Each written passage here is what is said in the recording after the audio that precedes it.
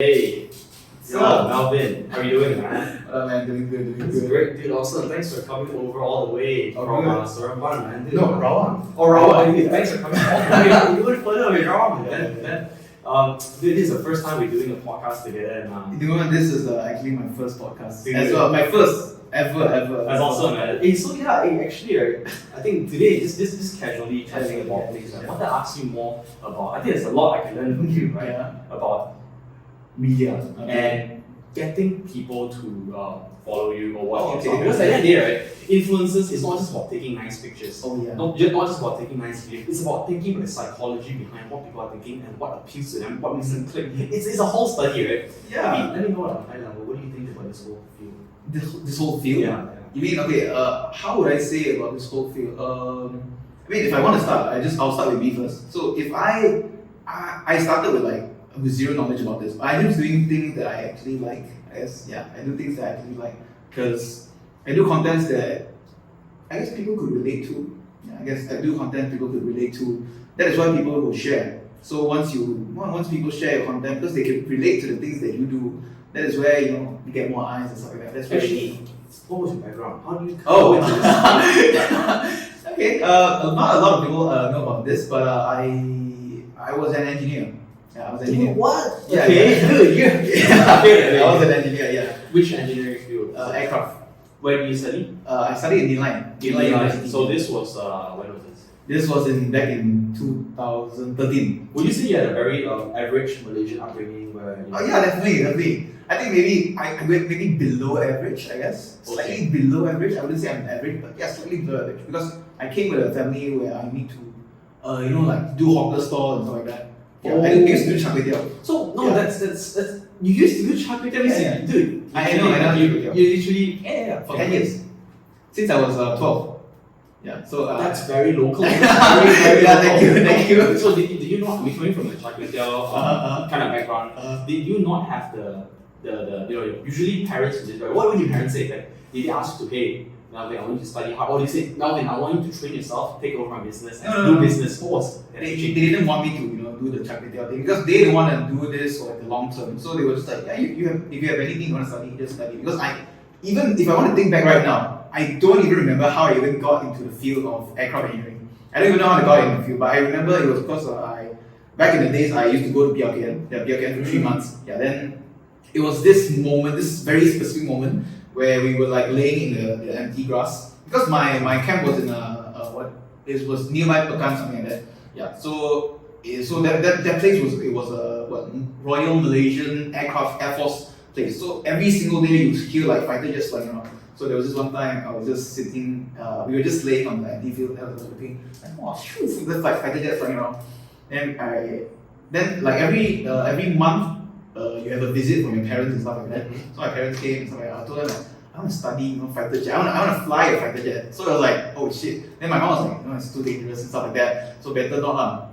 Then I was like, okay, is there a more safe alternative? And I was like, you know what? Commercial pilot, right? Commercial pilot, that's pretty safe. and cool as well? It's cool as well, but it's super expensive. That's the thing, it's super expensive. It's expensive. How much is it? It's a few hundred K. Just to A few hundred. Yeah, few Not hundred K. 100, but a few. A few hundred K. It's more expensive than your average degree, is it? Definitely, it's way more expensive.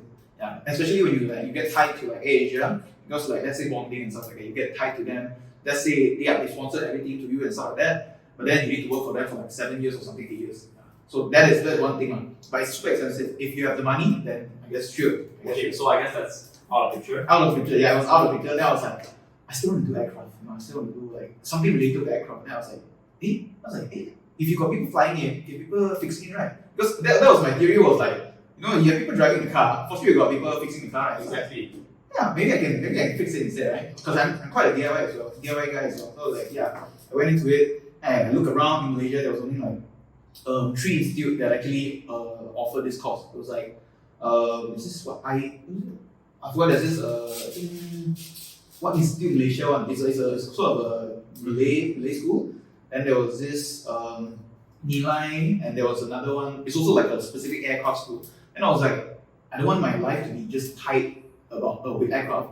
I want it to be like, like when you watch movies like High School Musical, all this kind of ang moh kind of a school culture. They feel like, oh shit, they have this unique culture, this So unique school culture. vibe, what Yes, unique culture. you want to feel that vibe, right? So yeah, this is So why. your school last time didn't have that vibe. You mean my secondary school? No, your My uni. uni, yes. My uni has, because my uni is an international school, so you have like a lot of people maybe from Africa, Okay. Russia, and stuff like that. We have a lot of people like that. So it was good, it was fun. So I chose Uni-Line was that was one of the reasons because like it was multiracial and everything like that. Yeah, it wasn't like really localized. So I like that. I like that kind of environment. Okay. Yeah. So that was it, and I guess the rest was history. I studied everything through. Okay. Yeah, and So you actually went all the way, graduated. yeah, I graduated everything. Even I did internship. So what was that? I think this is a fun question. What was that switch? Because obviously from a very local Malaysian background, doing local Malaysian young stuff, right? Going into aircraft, that itself is a very big change already. Right? Yeah. And then now moving on from aircraft to maybe you can share what exactly Oh wow. in one sentence. Actually, what do you do? What do you do? You mean that right now? Right now, yes. What do I do? I guess if I would say in like one sentence, I make people laugh. Okay, that's one thing. But if like a lot of people, like normally people will kind of ask like, hey, so what do you do as work and stuff? So one thing that I would always say is like, oh, I get paid to do stupid stuff, and that's what I always tell people. Like I get paid to do stupid stuff on the internet. So yeah, that's actually what I do right now. Content creating and stuff like that. I do something. So that's the first order thing of what you do. What's the second order thing behind that? What's the motivation behind making people laugh? I think it was because I want to give people the things that I can't give myself. Okay, that's it. I'm so sorry. Yeah. That was one of my inspirations. I want to give people something that I couldn't give myself. Like laughter, I guess, kind of thing. Okay. Yeah. So yeah, that was one of the biggest inspirations. So obviously you're gonna make people laugh, right? That's the most common thing. If I myself I would have become a stand-up comedian.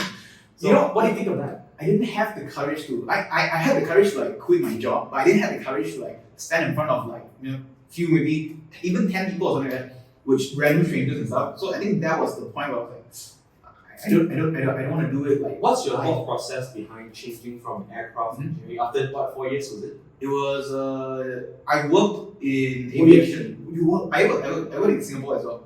Yeah. No, I didn't know this. I didn't know this. Yeah. Okay. The moment I finished, graduated, I did 3 months internship in Asia.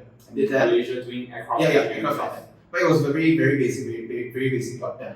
Then it was only line maintenance. Then afterwards, I got an offer letter to Singapore. I was like, wow. Singapore Airlines. Yeah, no. It was in it wasn't an airlines. It was a engine company, GE. Okay. Yeah, General Electric Aviation. Okay. So yeah, I was specifically just engine. Yeah. So because if you want to get a license for the entire, you want to become a licensed aircraft engineer, it's already a super hard job. You gotta take the EASA and stuff like that. Oh my gosh.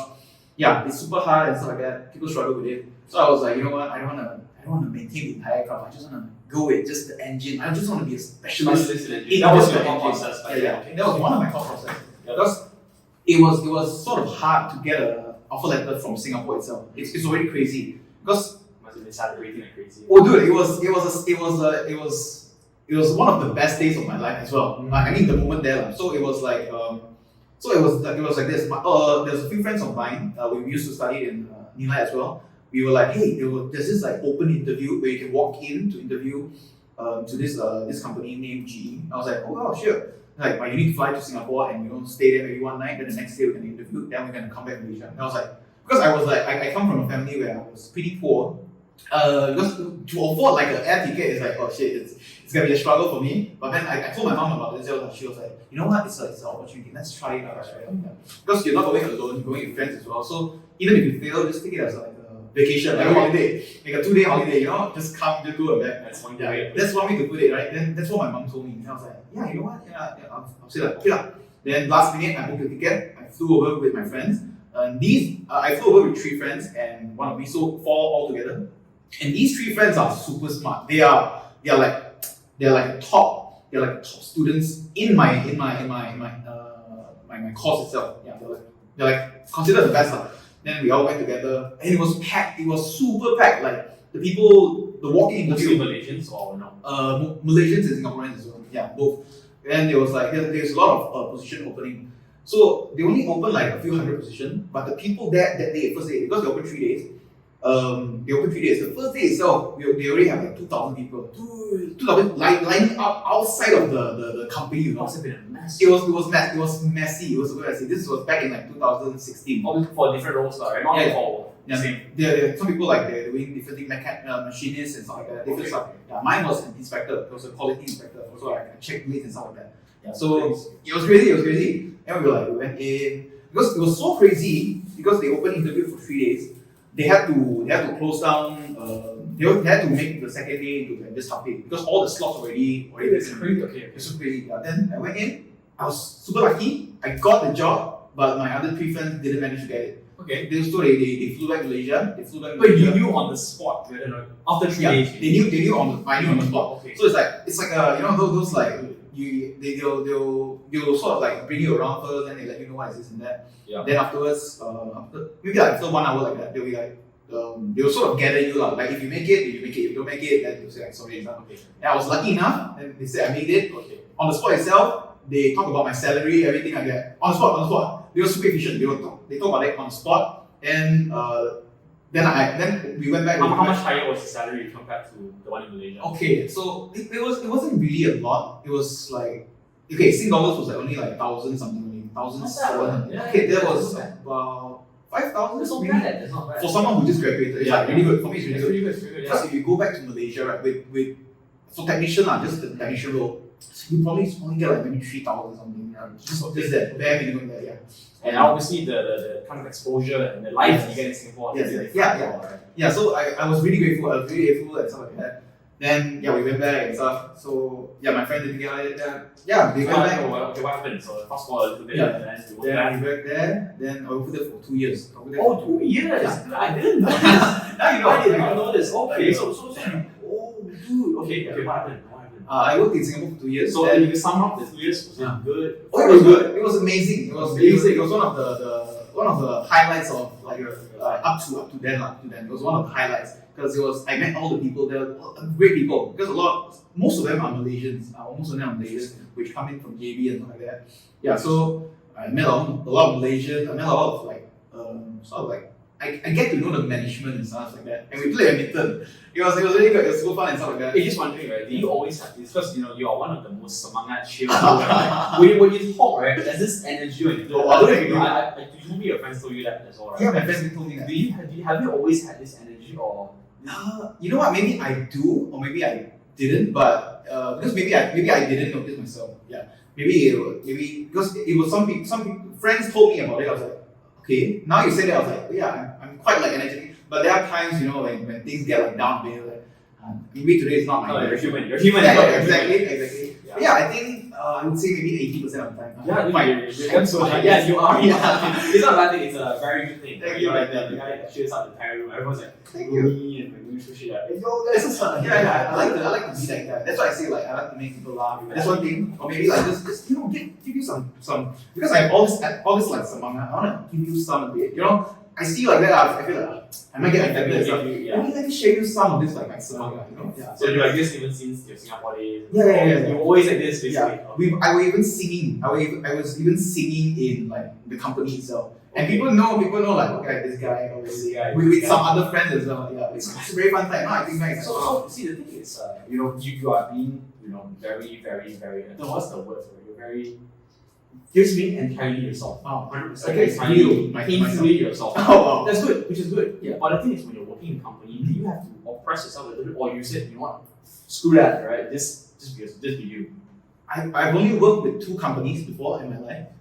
And Singapore one, I've always been myself. Yeah, always been myself. This second company, I guess I sort of had to like oppress it a bit because there wasn't a lot of people in the company. So I like even if I hype it out myself, I'm only alone there. So it's like okay, there's no point. To yourself, yeah. Yes, this is myself and stuff like that. And even there are like other people and stuff, like senior engineers and stuff, but they were just I guess they were just because I guess the boomer, we call it. Yeah, we call it the boomer mentality, so it's a bit hard to hype it up. Yeah, so the second company I only worked like for 9 months. Okay. Yeah, I quit. So what happened? So from Singapore to I from Singapore, fast forward to I came back to Malaysia. Why did you come back? Oh yeah, I came back to Malaysia because my brother wanted to go to Australia. He wanted to study in Australia. So I was like, you know what? I've been overseas for 2 years, and my brother, he's still young. He want to go study in Australia. So I was like, you know what? As the bigger brother, I should give him the chance to fly over. So I came back to at least someone to demand my mom, and also because we were still doing char kway teow back then. So it's like I'll still help out in the char kway teow shop. You grew up helping Yeah. like full time? No, like after school, I think every day, or it's just like Every day, holiday? every day, every day. Is that an everyday thing? Every day, yeah. You're like that kid who grew up in a char kway teow. Yeah. That's why I think a part of myself here, why am I so talkative and stuff? Why am I have this mangat? It's because that I used to grow up in the hawker center. So I used to listen to a lot of people. I know a lot of languages. I understand a lot of from young I already know these the psychology of people and stuff like that. The human behavior, the body language and stuff like that. In fact, kopitiam, Yeah. it's the heart of Yes. social, Exactly. That is where people talk, and this is where you really see people face to face. This is I guess I do customer service. I do everything in one place. So it's I sort of got brought up in that place. So I'm very familiar with it. I sort of whenever I go out, I'm just chatting. I know this guy, how you gotta approach with this guy, how you gotta talk with this guy. Okay. Because all this, you got uncle, you got auntie, something got auntie, uncle, Indian and stuff like that, different race as well. Yeah, so it's a very fun place when I grew up there. Yeah. So you came back to Malaysia, Yeah. and then I came back to Malaysia. Then so when I was working in the Malaysian company as well, I still got help my mom. Still help my mom and stuff like that. Yeah, then I worked there for about 9 months only. Because it wasn't really the job that I wanted. Because I wanted an engineering job. Okay, so I came back to Malaysia. I got an engineering job, which is service engineer, but it wasn't really engineering. Okay, so it was it was a biomedical engineering job. Yeah, so what I had to do is those dialysis machine, yes, and those ICU machine, those with the heart rate and stuff like that. So I had to deal with those kind of like a machines. technician kind of. Yeah, it's kind of technician, but they call it engineer. Yeah, so those jobs, when you deal with these kind of things, these products, you are dealing with hospitals and this kind of medical centers. So let's say, because we deal with whole Malaysia, So let's say if one machine breaks down, let's say in Kedah, one machine breaks down in Kedah, someone got admitted in the hospital, and that machine doesn't work, they gotta call you first. Because you're a technician, your name is beside the machine, so they gotta call you first and say, oh, why is wrong with this machine and stuff. So what you need to do is, you need to make sure, the first thing you need to make sure is okay, do you have a spare machine? Because if you don't have a spare machine, I need to fly down right now. I need to fly down to Alosta right now just to fix a machine. Because someone's life is in danger, okay? So that is what I need to do. So basically, I need to be on standby for 24/7. Yeah. So that is it was a bit tiring because that's not what really I wanted. Because I need to travel every day. Because 70% of my time is just traveling and 30% is just fixing machine. Yeah. So travel fix. Yes, exactly. Do you talk to people? Or? I do. Hey, this is what's wrong. Fix for me. That's it. No, I just go there. I say what's your problem, and so I do talk. Sometimes I talk with the patients or the nurse. Okay. If the nurse wanted to talk with me, I'll just chat with them. Yeah. Because my job is just to go there and fix it. Sometimes you get tired and you go or can't reach Penang or something. Dude, it's crazy. You drove yourself. I drove. It depends on alone as well. Yeah, alone. If there's some other bigger problem machine, I'll bring maybe junior technician or something bring. Okay, cool. So after this 9 months, then after 9 months, okay. Then I had a friend. I sort of recommended a friend over to my same company as well. He's a Malay friend. He's a very good friend of mine. Then he was the one who sort of inspired me to get to where I am right now. He was the friend that he was like, dude, he's the very open-minded Malay type. So it's he told me dude, you're very talkative. You know Malay. Your language skills are quite good. Your English is quite good as well. You know Mandarin and stuff like that. Have you thought maybe do MC or something like that? Do some hosting and stuff like that. I was like, you know what? I never thought of it because I never studied that. It's not even in my field and stuff. You know what? I have never thought of it. Then so this was the guy who was he was keep on pushing me and stuff like that. He's like, you can try do videos and stuff like that. And that was I think Vines was still a thing back then. Vines was still a thing back then. So I was like, you know what? Let's give it a shot. So I sort of did something. Did you do that with monetization? No. Zero. Yeah. Sole intention to make people laugh. Yeah. I just want to put myself out there back then. I just want to put myself out there. And I was the more I put myself out there, I feel feel like this. I'm very comfortable with it. Very comfortable with Yes, it. I'm Okay. very I guess that's different. So a lot of people they have to push themselves out of the shell. Yeah, Set that's a camera. sort of the hard part. That's the hard part. Yeah, Okay. a lot of people are for that. Yeah. But for me, it's like you just. Boom, I just just do it. That's all. I don't even need the camera. Just tell me like, okay, you want this? I'll do it Okay. for you. Yeah. Okay, so you've done that, right? What would you say is your first small success in? Wow. Okay, wait, sorry. Yeah. Doing this whole time, how long was it until you got your first small success? And what was that small success? Let's see. You know what? Actually, I sort of gained my first success at my first video. Your first video. My first video that I launched, it was quite successful. Yeah, it was quite How do successful. you define success actually?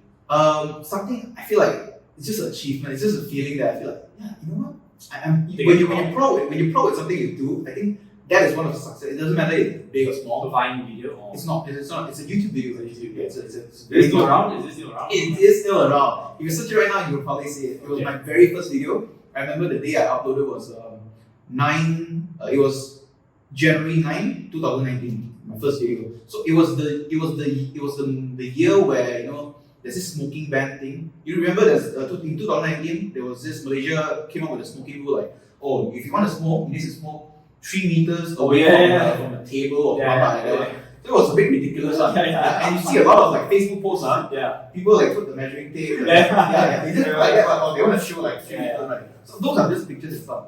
Then what came into my mind was like, you know what, people are just doing pictures of it.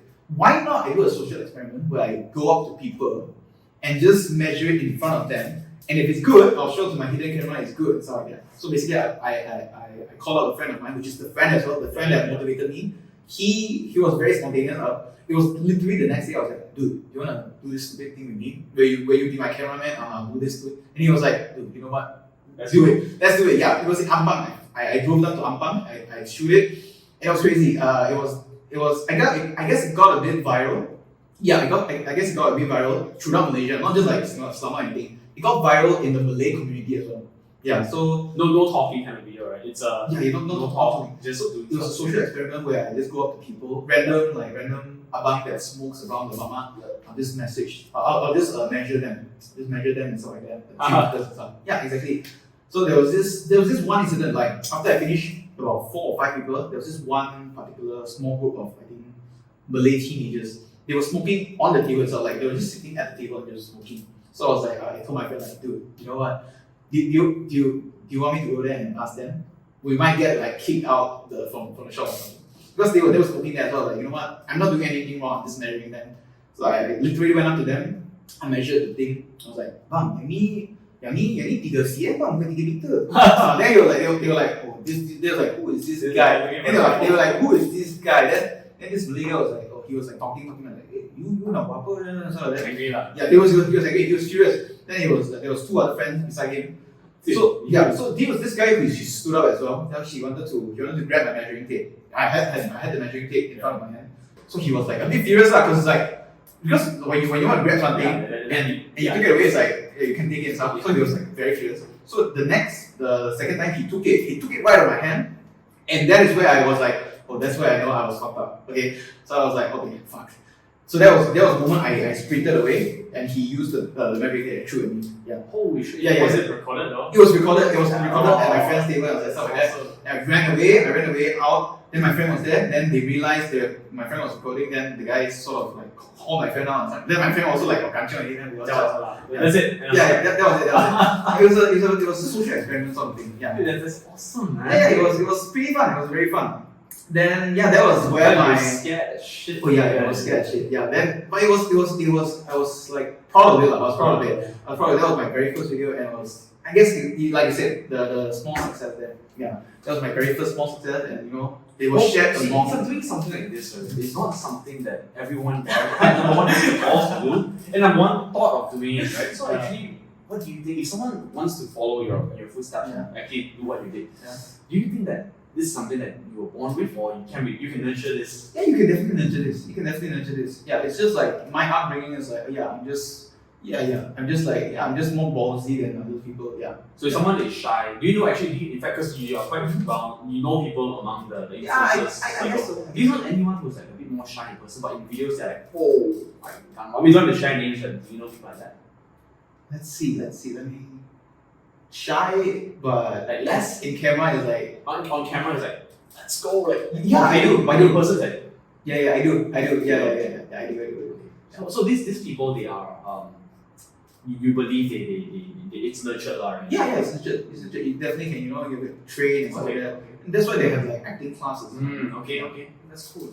Yeah. Let's explore that as well. Okay, no, Yeah, so for you after that, so this it was how many months again? Or YouTube? Oh, your first video. My first video. So this was like literally right my after very you quit first your video. job. Yeah, right after I quit my job. It was in October. I quit my job in September. So I was unemployed for like 3 months. So like Well, unemployed means you were searching for a job, or were you? I wasn't really searching. I was just like, let me. So you're technically not looking for a job. Yes. Yeah, I wasn't looking for a job. Now I think back, I wasn't even like afraid or like No, jump. that's the next question I'll ask you, because for me as well, before I started my business here, I've also had a long break of Okay. more than 6-7 months. Wow. Where I was just staying at home coding away, learning stuff. Okay. So for me, this is something that not everyone has as well, right? Being able to just sit down and not be afraid. Of course, I guess we call it privilege because I didn't need to pay my parents' bills like that. But I guess still, it's me putting whatever salary I could have been making on the table Yes. consciously so I could pursue something bigger. I felt bigger. Right? So for you,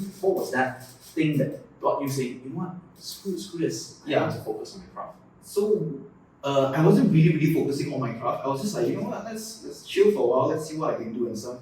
Then I sort of like, I thought about my friend, I was saying about that, I was like, I quit it. Then I was like, let's try learning some, filming and editing. So you learned it all on your own? Yeah. Filming wasn't really an issue, just like shoot and stuff like that. I didn't really care about like the lighting, the angles and stuff like that. I was just like, just shoot it.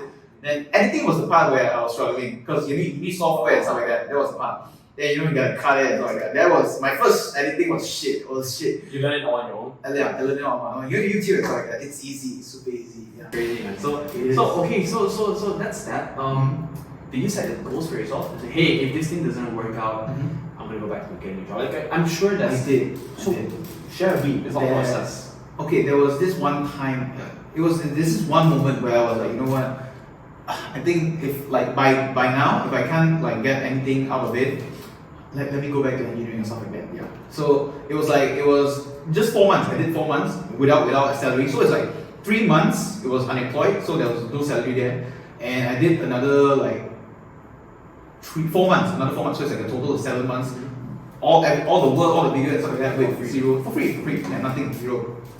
So it was that moment I was like, you know what, if I still can't get anything, I think I need to get a job because like I still need to be realistic, right? I still need to be realistic. I need to pay the bills and stuff. Like I gotta pay the bills, man.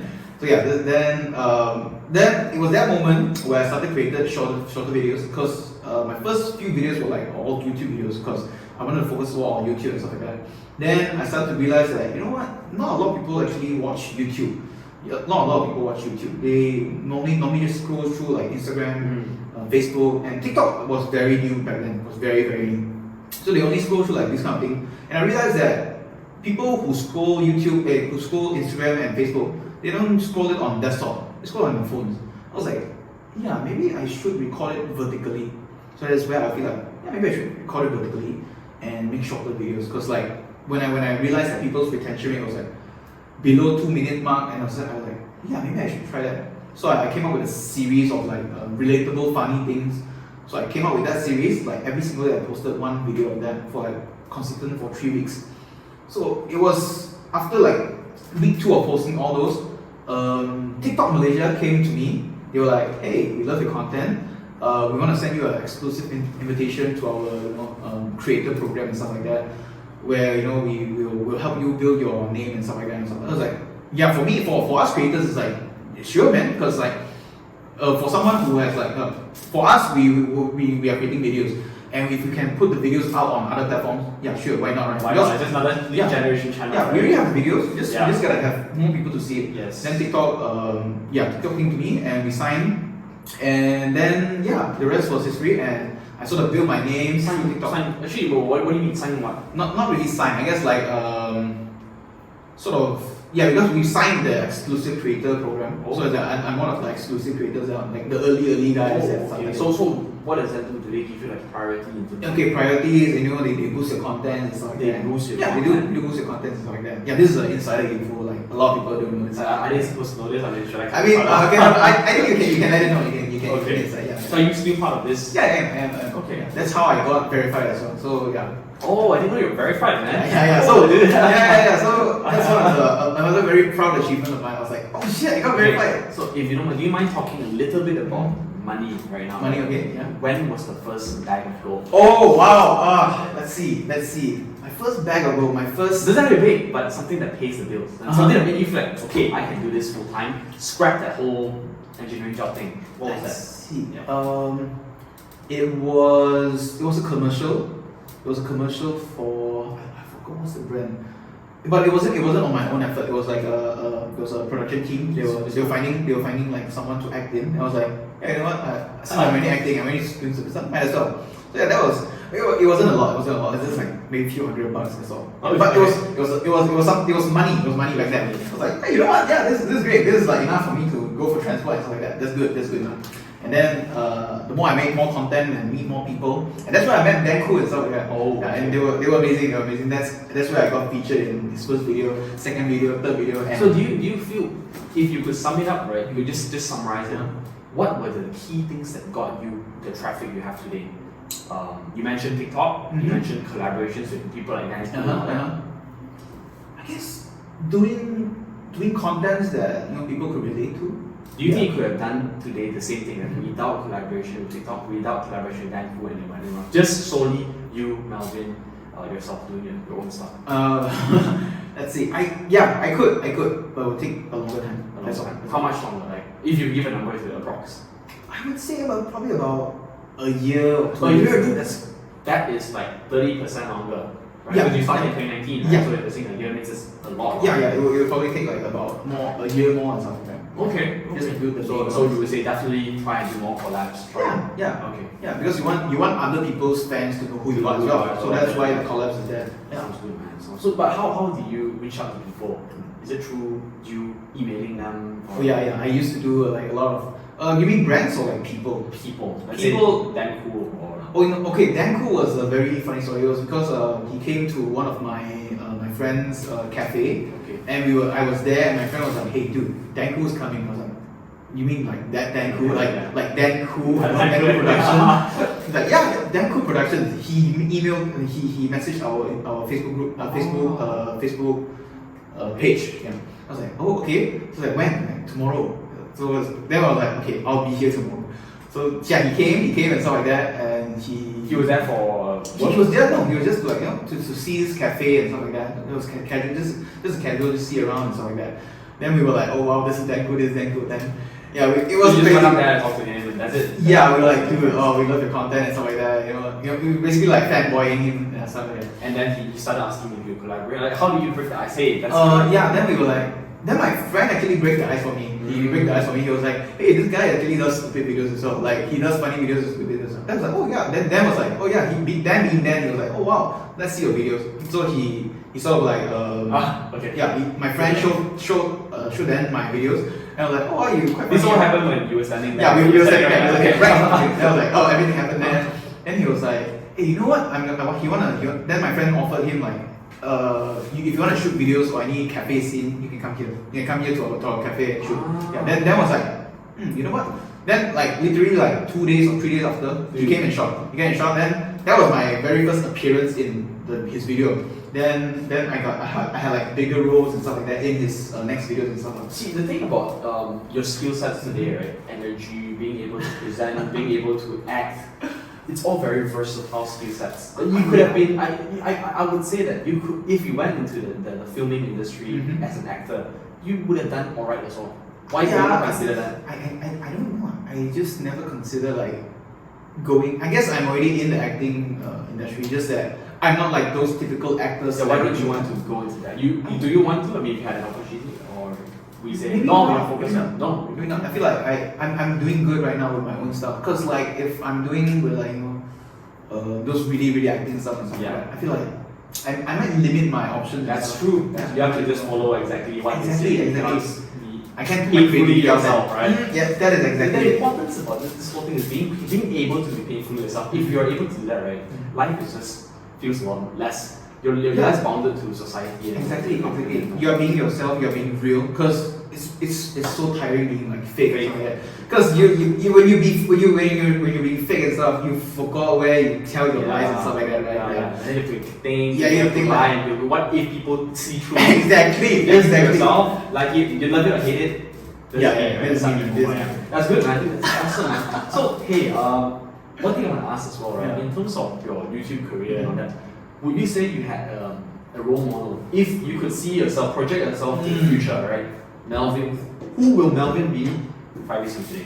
Let's just say, example, if you could, or if you don't have, just tell me maybe. A role model. Yes, it can be foreigners or it can be not. Okay, I definitely have a few. KSI, JJ. Yeah. Big up JJ, big up, yeah. JJ, who else? Gary V, definitely. He's one of the biggest, I guess, inspiration for a lot of people as well. King Buck, back in the Vine days. Yeah, he's one of the great creators as well. And I think like he's super hilarious. Yeah, these are a few people that I feel I can think of right for now. If I could localize this question a little bit, right? I mean, is there a King Buck, Gary V, or KSI equivalent in Malaysia? You know what? I would want to be that. Exactly. I would want to be exactly. But my question is, why don't we have it yet? You know, I think Is it because of the people here we're just not creative enough, or we're just not mature enough for this kind of content? What do you think? Okay, I would say it's the second one, but it's not that we are not mature enough. It's just like probably we are quite close-minded when it comes to content like this. Yeah, because like these people they just put contents, just put it out like that. Because the people over there, foreign countries and stuff, they are quite very open-minded. But in Malaysia, you sort of like when you speak of like this kind of thing, people are like oh shit, sexual stuff or racist stuff and stuff like that. But for us, it's just content. It's funny, like like when you talk about like some maybe you don't mean it in a racist way, but it's just like it's just a tone of it. But in Malaysia, you'll be like, oh shit, you're gonna get cancelled. So yeah, I think it's a mindset. Yeah, I guess you could say it's not mature in a way. It's takes time. You say it takes time. Right? Do you see progress or what? I do see progress. Do you think your ultimate audience is global or is it Malaysian? Oh, it's global. Even my audience right now is global. Really? Yeah. Your Instagram or TikTok or what? TikTok. Yeah, my TikTok is global. Could you break it down like by country? Okay, I don't know by rank, but I know like what are the countries involved. Russia is one of it. What the? It's weird. I know. Sorry, it's weird. Russia, Vietnam, Cambodia. Singapore is one of it. United States as well. United States, but it was just like the bottom third. Yeah. Malaysia is somewhere. Yeah, Malaysia is somewhere in second or third. Right. Yeah, but the first was like a foreign country. I remember, which is crazy. Because my content is some content which you could relate. Doesn't matter who you are and where you are. Yeah. Do you do it on purpose? I do. Yes, I do. Because first, okay, who is going to watch my stuff? I don't think it that way. I just think like I want to be like okay. Now I think of another person who really inspired me, Mr. Bean. Mr. Bean. Mr. Bean. Mr. Bean. Mr. Bean. Mr. The funny guy, Mr. Bean. Yeah, the guy who doesn't talk. Mr. Bean. I was thinking Mr. Beast. No. You pronounce it wrong. Yeah, Mr. Bean. Okay. Mr. Bean is that guy's a genius. He is a genius. He is a comedic genius. Not just that, he's an educational genius. Well, I think he has some. It's a degree. It's a degree in Oxford or something. No, it's a crazy ass. It's a crazy degree. Yes. Exactly, which is crazy as well. So yeah, Mr. Bean is like he's a very big influence for what I'm doing right now. Because one of it is also because I hate my own voice. I hate my own voice. Really? Yeah, I hate my own voice. When I first started editing my videos, I'll always try my best to lower the volume all the way down just to not get annoyed by my own voice. I believe after 2 or 3 years now it's okay. That's why you see like a lot of my videos are like it's just acting it out. I don't do like I don't do. Is it voice? You mean like your voice or your voice or accent or is it or your voice? Voice in general, just in general. It doesn't matter if the accent or anything like that. It's just my voice is just irritating. It's good, dude. I'm annoyed by my own voice. So that is where I was like, I want to do some content which doesn't really require my own voice. Then that is where I thought about, oh yeah, Mr. Bean. Mr. Bean can do it. Mr. Bean does it without his voice. maybe do some sound or something like this kind of thing. And Charlie Chaplin, yes. he just needs some sound effects out of that. So I was like, you know what? If they can do it, and their audience is global, who doesn't know Mr. Bean? You go to India, you go to Cambodia, you go to even some rural place, who doesn't know Mr. Bean, right? Exactly. You just made a very good point that I might use to apply to my future audience as well. Because like right now I'm talking and like love it or hate it, I have a Malaysian accent, right? It appeals to some people, they feel local to me, but some people too. 90% of the world. This guy. I don't know where this accent coming from, right? Exactly. So okay, makes good sense. Okay. Because for me it's like comedy doesn't need a language. For me, comedy doesn't need a language. You know, when you can find something funny just by maybe like this cat just ran over. It's like, oh yeah, that's quite funny. In fact, let's put it this way: comedy is the language that unites humans. I like that. That's a good one. That's a good one. Dude, use that as a tagline. Oh, that is a tagline. Guys, that's a tagline. I'm petting it. I'm copywriting it. You better don't add this right now. How can I copyright this? So that's a good one, man. Cool, man. So after this whole thing, sharing with me and everyone who's watching this about your journey and what's next for you. What's next for you? What's next for me? Yeah, that's a good question as well. I thought about this this year, in mid of this year as well. There was like a midlife crisis kind of thing. I was like, oh shit, what am I gonna do? Is YouTube it's gonna be a long-term thing or anything? Because like for me, I'm doing everything alone. I do everything alone. I film everything alone. So it's quite a struggle when it comes to like when you think about like, oh shit, I need to film this video. So my video is not like just a one angle video. It's like multiple angles because mine is storyline. So I had to like think everything by myself. I jump off ideas by my own self as well. Sorry, do you write it out or do you? No, I don't. I just do it over because like I think a lot of people like when you do everything yourself, you don't just really write it down. Just like I got everything right here. The moment I go there, I know what to do. Just do. Yeah, so I just do. I just like, okay, this character should be here. This character should be there. Yeah. So yeah, if like for the long run, I would say if I had a team like a team of people, doesn't matter if editors, producer, anything like that, just a team of people who's willing to like, you know what, I like this, we connect with each other, we like to do stupid stuff together. I feel like, we can click. I feel like if we can do that, I would probably like properly build a team up to do like production and stuff like that. Yeah, and just to do stupid content as well, like you can do podcasts, you can do talk shows and stuff like that. And just to do that, because the effort to do it is very tiring, exhausting. Yeah, okay. For me, I just want to get credited, And for me, I want eyeballs on my content. So what all these big pages will do, they'll take your content and they'll post it on their page, but they'll credit you. So for me, they literally download your content. They'll download it and they'll just post it on the page and just credit me. For me, I don't really mind. As a creator, as long as it's technique, because I still want the eyeballs to come to me first. I still want that. But a lot of other creators are like, oh no, this is my content. If you want to take it, you can ask me first. If I give you permission, then only you can post it. Then only you must credit me. But for me, it's like, you know what? Eyeballs are eyeballs. For me, attention is attention. Free marketing for you. Exactly. Right? Win-win. I don't even need to ask for it. Then like, just post it as long as you credit me. That's all. Yeah. Then that was my craziest growth. Back to the topic. I was asking about monetization, right? Yeah. So how do you sustain yourself? Obviously, in the beginning, right? First 6 months of that's it, no money and sustain. Then moving forward, what are some tips you can give to newbies today, right? To sustain it very quickly, small wins that you have to make small money here and there to slowly build your audience.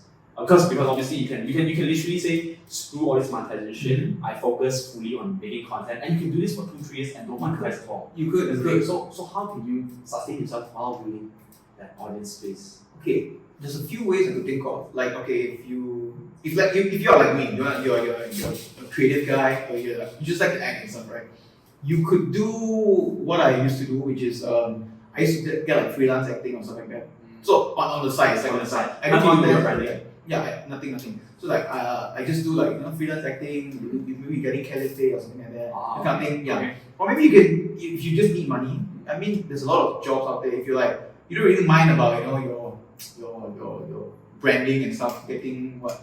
You could become promoter and stuff like that. Yeah, that's how I used to. That's how you did it. That's how I did it. That's how I did it. Did your parents pay you to work in this? No. We never. We are from an Asian family. Okay, we never ask for money. You ask for money, you get whipped from the belt. You get whipped, Son, I feed you. I feed you. You ask for money. Yeah. ask for money. Oh, you get quick, I tell you. Yeah, we are from a Asian household. We don't remember them. Yeah, as long as I get 3 years, that's good. And we gonna help the family and stuff. Yeah. So yeah. So that's one of the ways I guess you could, without monetization and stuff like that. That's one of the ways you could. Then moving forward after that, let's say moving forward from like YouTube, for example. What do you think about making money from YouTube itself? Oh yeah, I mean it's a struggle. It's still a struggle right now. Yeah, it's still a struggle for even for new people and stuff. Yeah, because the qualification to get monetized is very hard. Yeah. Okay, what about Instagram, TikTok? Yes, Instagram is just a place for you to put your name out there and stuff like that. But yeah, the more you put your name out there, the more people know you, and that is where brands and stuff like that will be like, hey, dude, I like your content and stuff like that. Because I think this is I actually never told anyone before, but this is just my own mindset. This is how I always think about things. You see, boring people, they pay all this. They pay like billions of dollars to be interesting, to come up with interesting ads back. That's why you see banks are very boring, but they pay like all this kind of money just to be interesting. Because the insurance company, they pay all this money just to be interesting. But if you put it the other way around, you see interesting people, interesting people like me, we do the funny content and something like that. We put ourselves out there. Yeah. So this is where like we help all these people out. Because I need to work with you. Yes. So you see like big names like all the banks and stuff like that. I guess boring company. Okay, if I could go deeper, I mean more specific question, right? Is it easier for a beginner to make money through, let's say, YouTube ads, or is it easier for them to make money through collaborations? Collaboration. 100%. If you're comparing between these two, definitely collaboration. Definitely. Monetization is a pain in the ass, I'd say. Yeah, because to get to there, you need to have like 4,000 watch hours, okay, on YouTube in 2 years. And you need a minimum of 1,000 subscribers to get monetized. So for a beginner, it's very hard. Okay. So try your best, build your name up, and from there people know who you are, and they're just gonna like, hey, we like your content, collab with you, something like that. Yeah. If brands don't come and find you, try and collab with maybe other creators or maybe friends or something like that. You just want to get your name out there. When you're starting, you just want to get your name out there. You want people to know who you are. That's all. Don't care about money first or something like that. Okay, I agree with that. Completely agree with that. Seriously, because the more you look about money, it's gonna be super hard.